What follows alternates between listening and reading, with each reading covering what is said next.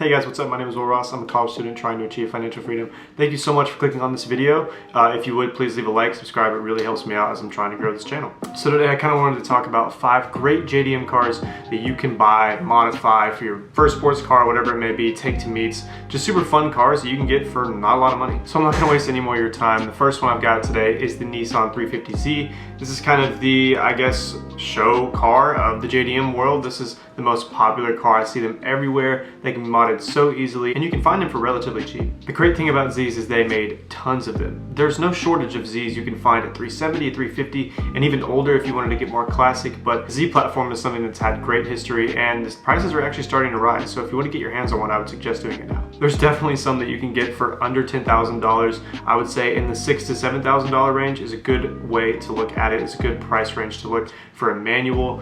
Throw a new intake on it, new exhaust, some new wheels, some new tires, and you'll be set. The next one I have on my list is the Infiniti G35, the kind of big brother to the Z and the Nissan family. It's Nissan's luxury brand, so when it was given the award for best sports car back when it was produced, I don't think it came as a surprise to anybody. The thing that is surprising though is that they're going for cheaper than the Z is today. That's right, a more luxury car is going for cheaper than an older sports car. While it may not be as popular as the 350Z and may not be as noticeable on the road, you're getting that sports and comfort feel all into one for less than what you would get a Z for. And they look so good with the new wrap, new tires, and the exhaust sounds so good on it. Next up on my list, I've got the Subaru WRX. This is a classic Subaru car. They're a mainstream sports car. It's a 4-door sedan, and it's kind of the most practical daily driver car on this list. The thing that I also think is pretty cool about these cars is that they've become less common as time has gone on. I've seen more Zs on the road than I can count, but I can't tell you the last time I saw a solid modded WRX on the road. Maybe it's just where I live, but that is just my personal opinion. So you can actually get the WRX as a base WRX or the WRX STI,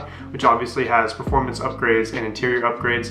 In my mind, I think the upgrade is worth the shift. It would take a lot more money to try to take a base WRX and turn it into something that would be as fast or faster than the STI as if you just bought the STI on its own. Another cool thing is that they've been around for a very long time, so the aftermarket support is crazy. You can do almost anything you want to this car, and they can be found for under 10K, so great deal. The next car on this list is actually 3 different cars. I think you know where I'm going with this.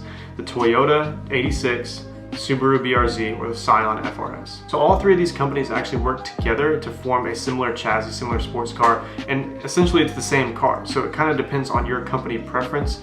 However, every single time I see these, they're modded. I haven't seen a stock one in years.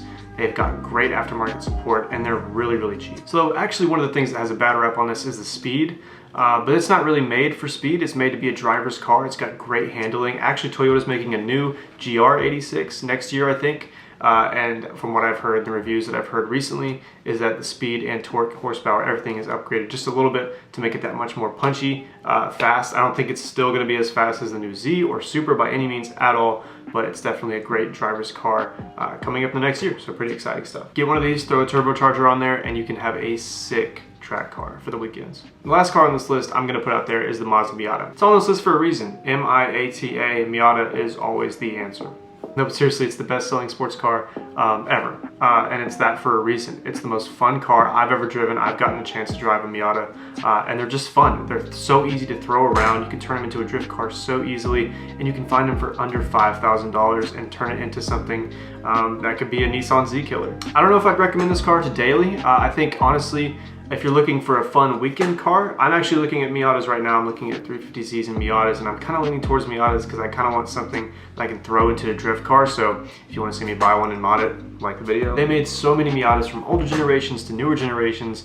You can find them for very, very, very cheap. And like most cars on this list, the aftermarket support is obviously insane, as most JDM cars are. So you can turn something that looks like a tiny little car into a wide body Pandem drift machine, which is kind of a dream. People can make fun of Miatas all they want, but when you show up to the track and you drift just as well as anybody else, you're gonna be bragging that you saved a couple $5,000, $10,000 on cars that they bought that you didn't have to spend. And they look great. You sit so low to the ground, which is kind of the reason they drift so well. Put new knuckles on it, new coilovers, and those things will drift for days. So that concludes the list. Thank you guys so much for watching. If you did enjoy the video, I really appreciate a like and subscribe. I'm trying to grow this channel. I want to start doing more stuff out of my apartment. So like I have a new Tacoma. I'm going to start modding the Tacoma if you want to see that. Like this video I mentioned earlier about the possibility of buying an older Miata and trying to soup it up, trying to repair it.